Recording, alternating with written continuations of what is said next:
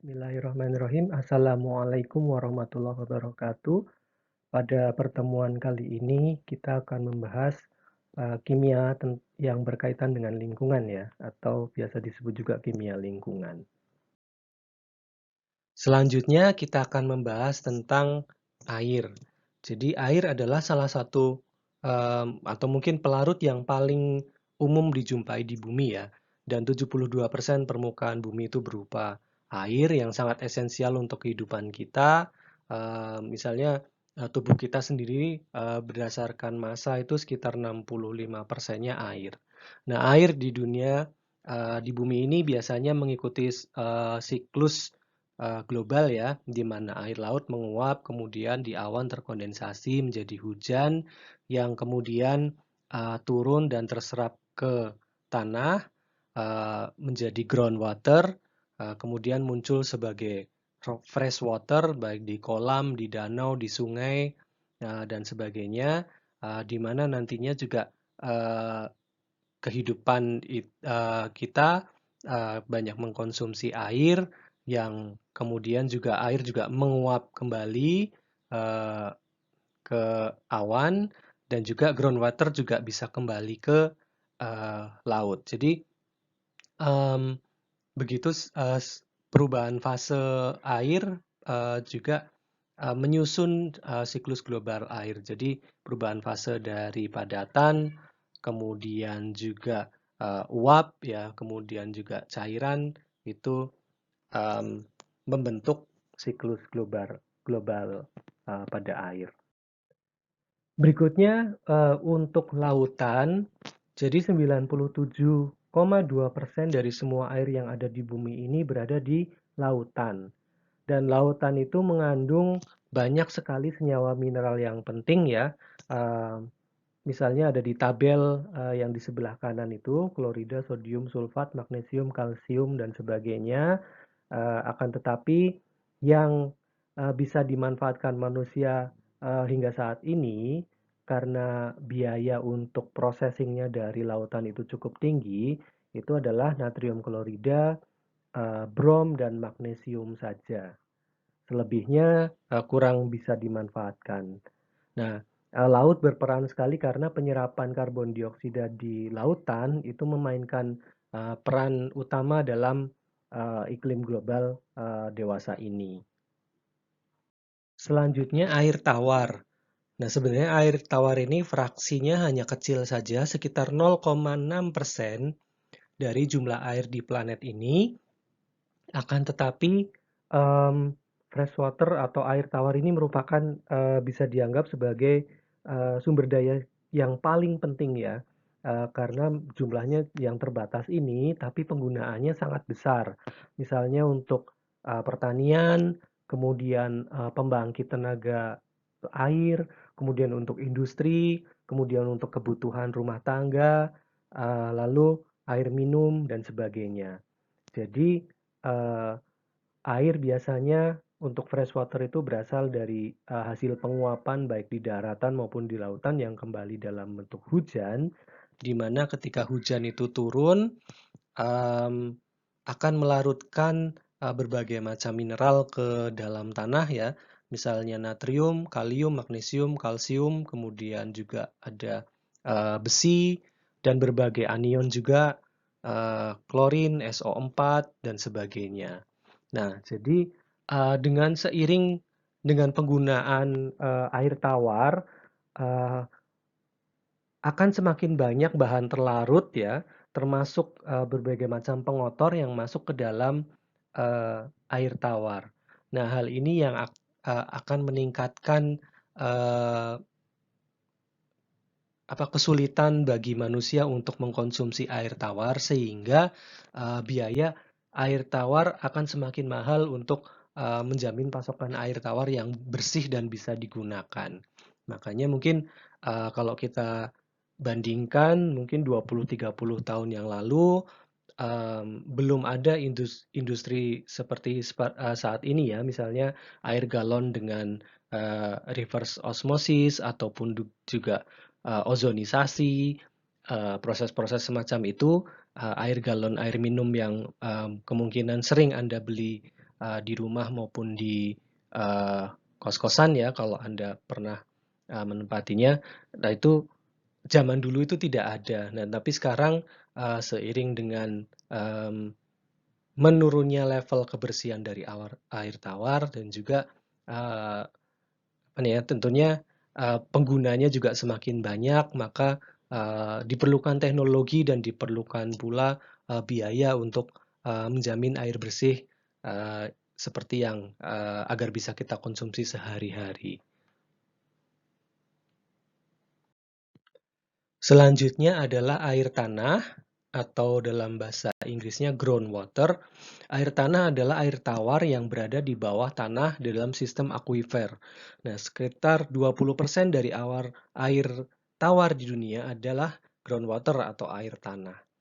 Nah, dalam hal ini air tanah juga merupakan salah satu resources yang harus dilindungi sekali karena ketika digunakan sumber-sumber air tanah, baik yang kita gali misalnya dalam bentuk sumur atau sumur pompa dan sebagainya, ketika habis itu tidak langsung mudah terregenerasi karena air itu membutuhkan waktu yang lama untuk merembes, meresap ke uh, lapisan akuifer.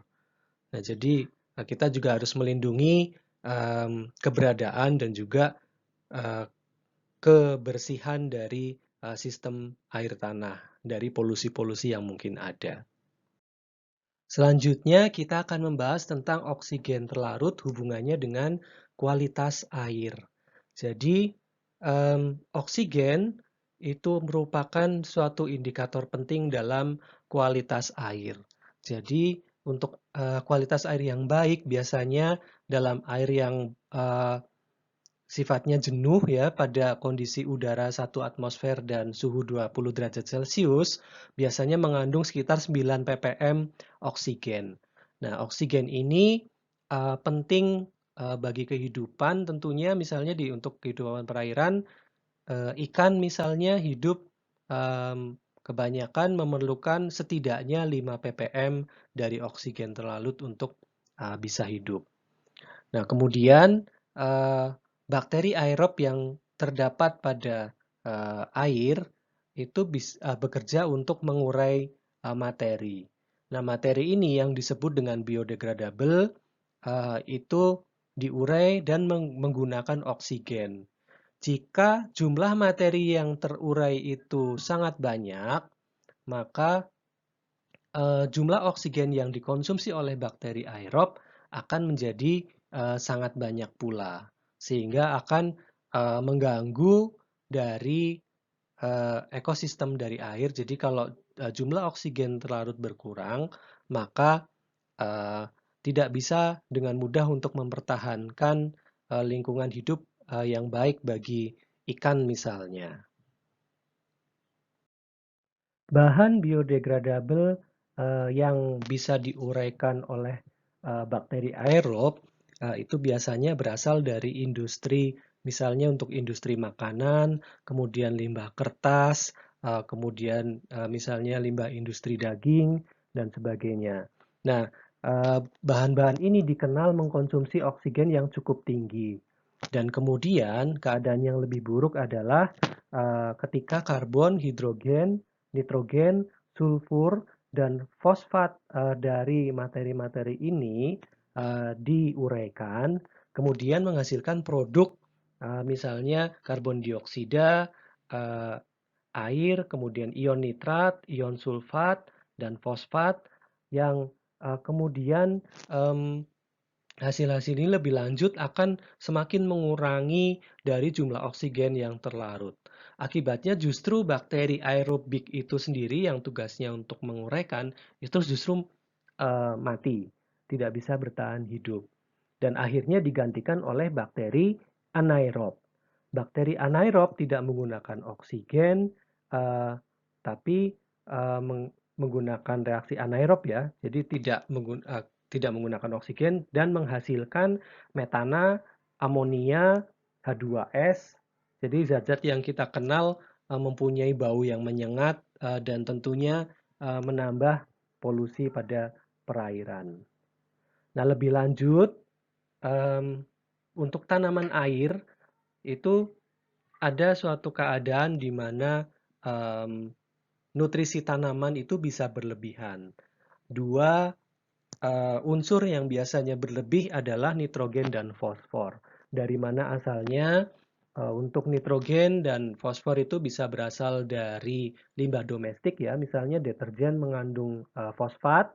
Nah, kemudian untuk nitrogennya berasal dari limbah rumah tangga ya, misalnya kotoran manusia. Nah, kemudian juga dari penggunaan pupuk pada pertanian yang biasanya mengandung keduanya baik nitrogen maupun fosfat, maupun juga dari peternakan misalnya, karena eh, tentunya limbah dari peternakan ya, kotoran hewan mengandung nitrogen. Nah, jadi eh, ketika nutrisi tanaman yang berupa nitrogen fosfat ini sangat berlebihan, itu bisa menyebabkan suatu keadaan yang disebut eutrofikasi atau materi tanaman yang mati yang berlebihan di dalam air. Nah, jadi ketika terlalu banyak dari materi tanaman yang mati dan ada di dalam air, itu tentunya eh, akan memerlukan jumlah oksigen yang sangat besar eh, untuk diuraikan, sehingga akan mendorong eh, kondisi di mana jumlah oksigen terlarut akan semakin menurun dan tentunya menurunkan kualitas air. Jadi dari sini kesimpulannya kita bisa tahu bahwasanya oksigen terlarut uh, atau dalam bahasa Inggrisnya adalah dissolved oksigen. Nah, itu sangat penting untuk penggunaan kualitas air dan biasanya merupakan salah satu uji analisis wajib ketika kita ingin menganalisis kualitas air. Berbicara tentang kualitas air tidak lengkap ketika kita belum membahas tentang pemurnian air. Salah satu yang paling penting uh, untuk masalah air secara global itu adalah proses desalinasi. Jadi untuk daerah-daerah yang mana hanya mempunyai air laut sebagai sumber airnya dan tidak cukup memadai adanya air tawar, akan mengalami kesusahan karena konsentrasi NaCl yang terlalu tinggi untuk dikonsumsi manusia. Oleh karena itu, butuh suatu proses desalinasi atau penghilangan garam yang biasanya melalui proses osmosis balik atau reverse osmosis. Jadi, pada proses ini air akan secara alami mengalir melalui membran semi permeabel dari daerah yang konsentrasi garamnya rendah ke daerah yang konsentrasi garamnya tinggi. Nah, untuk desalinasi yang sudah agak modern itu menggunakan prinsip tekanan ya. Jadi air dipaksa masuk melalui membran uh, yang mana nantinya tekanan tersebut akan memisahkan air yang sudah dimurnikan dari yang belum dimurnikan. Nah, ini terutama untuk proses desalinasi kalau tidak salah ya masih yang paling banyak menerapkan itu di Saudi Arabia. Air yang kita gunakan untuk keperluan sehari-hari yang biasanya mengalir dari keran di rumah kita biasanya didapatkan secara natural dari danau, sungai ataupun juga sumber bawah tanah atau dari suatu sumber air. Nah, kebanyakan air ini sebenarnya adalah air yang sudah pernah digunakan sebelumnya, sehingga tentunya akan mengandung berbagai kotoran yang mungkin berasal dari baik dari penggunaan domestik maupun juga penggunaan industri sebelumnya. Nah, jadi untuk pemurnian air yang biasanya dilakukan pada suatu perusahaan air minum ya bisa terdiri dari beberapa langkah. Ya, ini contohnya yang pertama adalah penyaringan kasar, jadi air masuk disaring dulu untuk limbah yang sangat besarnya. Uh, kemudian masuk ke dalam suatu tangki yang biasanya berisi dengan pemisah kasar, bisa berupa pasir. Kalau kita mungkin biasa juga gunakan di sumur, itu atau di ini ya, di toren, kita bisa juga dengan menambahkan ijuk atau juga kerikil dan sebagainya. Itu tujuannya adalah untuk pemisah kasar. Nah, dari sini pengotor-pengotor yang apa namanya, yang ukurannya kecil bisa disaring. Kemudian setelah ini kemudian eh, ditambahkan aluminium sulfat ya, dan kalsium oksida CaO, yang CaO-nya bertujuan untuk membuat airnya agak basah, dan aluminium sulfat ini kemudian pada kondisi basah akan menghasilkan aluminium hidroksida yang nantinya akan mengikat bakteri. Ya, jadi nantinya bakteri-bakteri akan terpisahkan dengan penggunaan eh, Al2SO4. Nah, jadi setelah masuk tahap ini, kemudian disaring lagi, kemudian diaerasikan, artinya dipaparkan ke udara ya. Pada proses aerasi, tujuannya adalah untuk meningkatkan jumlah oksigen terlarut dan juga untuk mengoksidasi kotoran organik. Nah, langkah selanjutnya itu adalah pemurnian secara kimia ataupun juga fisika, baik menggunakan ozon, sinar UV ataupun klorin. Tapi untuk ozon sendiri biasanya mahal, jadi menggunakan klorin ya. Jadi klorin dari suatu tangki ya yang berisi klorin dalam bentuk liquefied gas, itu nantinya dialirkan, di mana klorinnya nantinya bereaksi dengan air akan membentuk asam hipoklorik ya, HClO. Nah, HClO ini yang kemudian bereaksi dengan bakteria dan pengotor-pengotor lainnya. Nah, setelah ini barulah air dianggap bersih, kemudian uh, bisa digunakan. Selanjutnya untuk pemurnian air, sebenarnya ada banyak sekali teknologi untuk pemurnian air ya.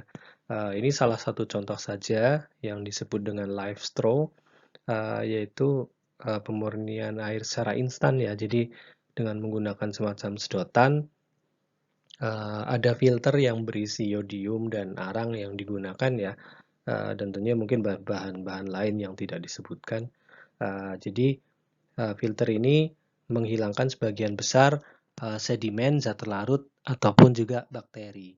Jadi manik-manik yang atau beads ya yang mengandung yodium bisa membunuh virus dan bakteri.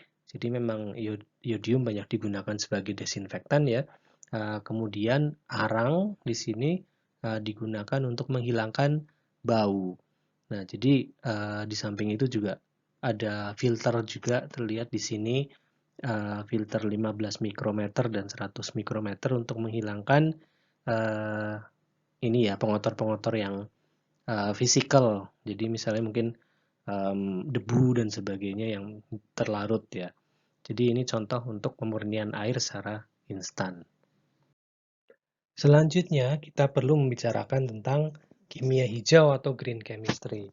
Jadi, dengan populasi manusia yang semakin besar di atas bumi ini, yang kemudian kita membutuhkan makanan, kemudian juga membutuhkan berbagai macam produk ya, mau tak mau, industri berkembang. Dan jadi bumi ini menanggung semuanya ya. Jadi segala macam yang uh, kita lakukan itu bertempat di bumi, sehingga arus energi yang terjadi juga uh, perlu dipikirkan, karena semuanya kan uh, tetap mengacu kepada hukum kekekalan massa, hukum kekekalan energi ya. Jadi energi akan dipertukarkan. Jadi uh, apapun yang kita lakukan tentu ada kompensasinya.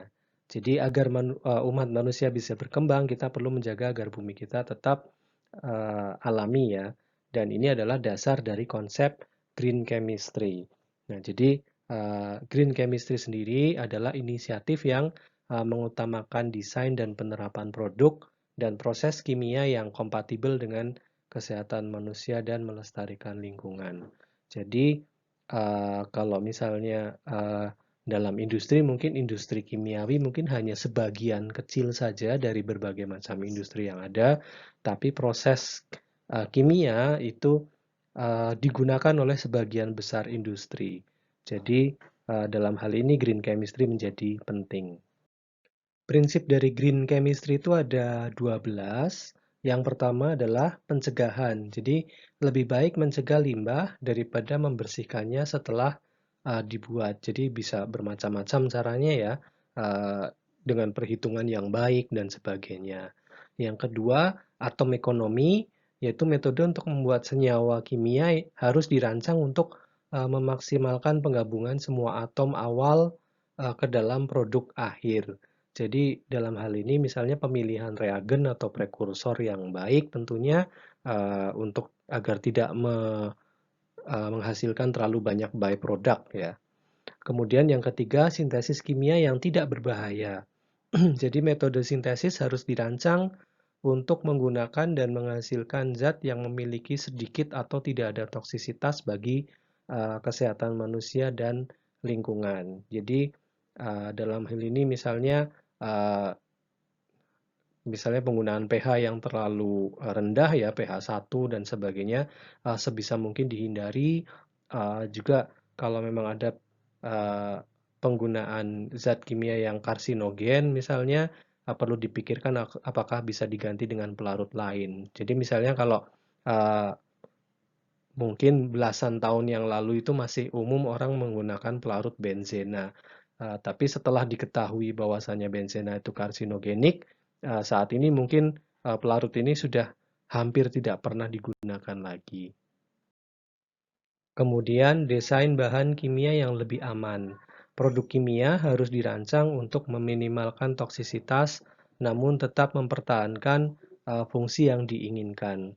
Jadi itu masih di seputar benzena misalnya, kita bisa menggantinya dengan senyawa aromatis lain yang toksisitasnya berkurang, namun masih memiliki fungsi senyawa aromatis seperti halnya benzena misalnya.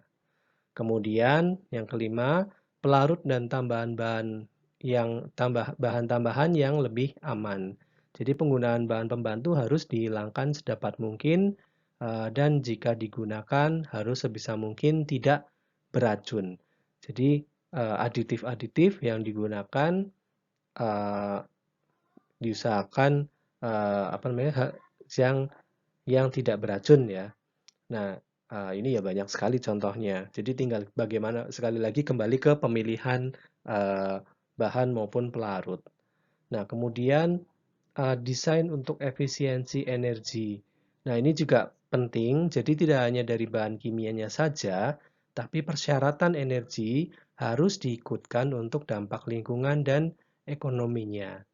Dan harus diminimalkan. Jadi sebisa mungkin misalnya kalau ada penelitian misalnya uh, yang menggunakan suhu sangat tinggi, misalnya 500 atau 1000 derajat Celcius, andaikan kita mempunyai ide untuk menghasilkan produk yang sama pada suhu 100 hingga 200 derajat Celcius, tentunya akan sangat bagus. Karena meskipun produk yang dihasilkan sama, tapi ada peningkatan metode yaitu efisiensi energi.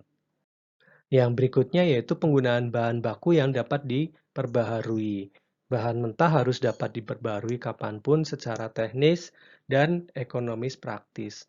Nah, ini uh, banyak dipikirkan ya, terutama kemudian penggunaan bahan-bahan alam misalnya yang mudah diperbarui atau misalnya menggunakan dari bahan daur ulang ya, misalnya dari limbah krustasea, limbah udang dan sebagainya kita bisa dapatkan turunan selulosa ya, kitosan dan sebagainya. Kemudian pengurangan derivatif yang nomor 8. Derivatisasi yang tidak diperlukan harus diminimalkan atau dihindari jika memungkinkan untuk menghemat reagen dan limbah. Jadi memang proses-proses yang tidak perlu itu kalau memang tidak harus dijalankan, ya sebaiknya tidak dijalankan. Nah, nomor 9, ini penting sekali katalisis. Reagen katalitik meningkatkan hasil dalam waktu tertentu dan dengan lebih sedikit energi. Dan oleh karena itu lebih disukai. Kita tahu katalis itu fungsinya adalah untuk menurunkan energi aktivasi. Sehingga uh, katalis dia ikut dalam reaksi apa namanya? Ikut serta dalam reaksi tersebut tapi tidak ikut bereaksi. Fungsinya untuk menurunkan energi aktivasi. Sehingga riset tentang katalisis ini memang sangat disukai karena produktivitas reaksi tentunya akan sangat meningkat baik dari segi energi maupun dari segi waktu. Nah, ini juga cocok sekali untuk konsep kimia hijau. Berikutnya adalah desain untuk degradasi. Jadi, produk kimia harus dirancang sedemikian rupa sehingga pada akhir fungsinya produk tersebut terurai menjadi produk yang tidak berbahaya uh, atau dan tidak bertahan di lingkungan. Jadi degradasi itu juga penting uh, karena ada banyak uh, limbah yang atau limbah kimia berbahaya misalnya kalau produknya itu adalah limbah B3 itu tidak hanya degradasinya yang susah tapi kemungkinan juga pembuangannya juga susah, tidak bisa dibuang sembarangan ya. Jadi tidak bisa kita lepas ke lingkungan tapi harus misalnya diamankan kemudian diserahkan kepada suatu perusahaan tertentu untuk didegradasi di sana yang mana tentunya si pembuatnya ini harus membayar hanya untuk mendegradasi produknya. Yang ke-11, analisis real time untuk pencegahan polusi. Nah, ini biasanya dilakukan tidak hanya oleh orang kimia, tapi juga semua yang berperan dalam bidang lingkungan ya. Jadi riset dalam hal ini adalah misalnya tentang riset sensor, bagaimana caranya secara real time, misalnya kalau kita datang ke uh, sungai misalnya untuk ingin mengetahui kualitas air, saat ini dikembangkan kit atau sensor yang bisa langsung pada saat itu juga akan mengetahui banyak hal ya dari kualitas air tersebut tanpa harus dibawa pulang kembali ke uh, laboratorium. Ya demikian juga misalnya untuk kualitas udara, tanah dan sebagainya sebisa mungkin ada analisis nyata, waktu nyata atau real time-nya. Yang terakhir, kimia yang lebih aman secara inheren untuk pencegahan kecelakaan. Jadi, reagen dan pelarut yang digunakan dalam proses kimia harus dipilih untuk meminimalkan potensi kecelakaan kimia. Jadi, um, pelarut misalnya bisa jadi ada yang misalnya diatil ether dan sebagainya itu mempunyai sifat yang mudah meledak dan sebagainya bisa diganti dengan pelarut lain yang mungkin kepolarannya sama tapi tidak mudah meledak misalnya mungkin metanol atau etanol ya. Jadi pemilihan reagen juga penting untuk pencegahan kecelakaan. Nah, jadi contoh dari konsep kimia hijau adalah misalnya pembuatan stirena dengan menggunakan toluena dan metanol. Jadi untuk secara konvensional stirena disintesis dengan menggunakan etil benzena dengan menggunakan metode hidrogenasi yang nantinya butuh destilasi yang berulang-ulang ya. Jadi kurang praktis. Nah, untuk penggunaan toluena sendiri itu lebih murah daripada etil benzena. Demikian juga metanol. Jadi dari sini adalah yang diganti um, reaktannya ya, sehingga biaya yang diperlukan lebih murah. Nah, kemudian yang kedua contohnya mengganti pelarut klorofluorokarbon dengan CO2 cair atau superkritis. Jadi klorofluorokarbon yang kita kenal sebagai polutan yang merusak lapisan ozon bisa diganti dengan CO2 cair sebagai refrigeran misalnya. Nah, kemudian yang terakhir produksi hidrokinon dengan metode baru yang mendaur ulang byproduct atau produk sampingan. Jadi meskipun dalam reaksi hidrokinon itu muncul produk sampingan yang artinya tidak baik ya, harusnya suatu reaksi kan diusahakan seminimal mungkin ada produk sampingan.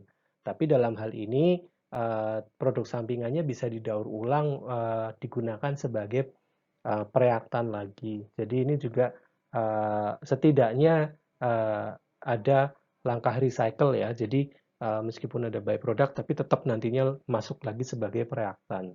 Jadi semuanya terpakai. Demikian untuk materi kimia lingkungan. Uh, ya semoga kita bisa mengambil banyak hikmah di sini dan saya cukupkan. Billahi taufik wal hidayah. Assalamualaikum warahmatullahi wabarakatuh.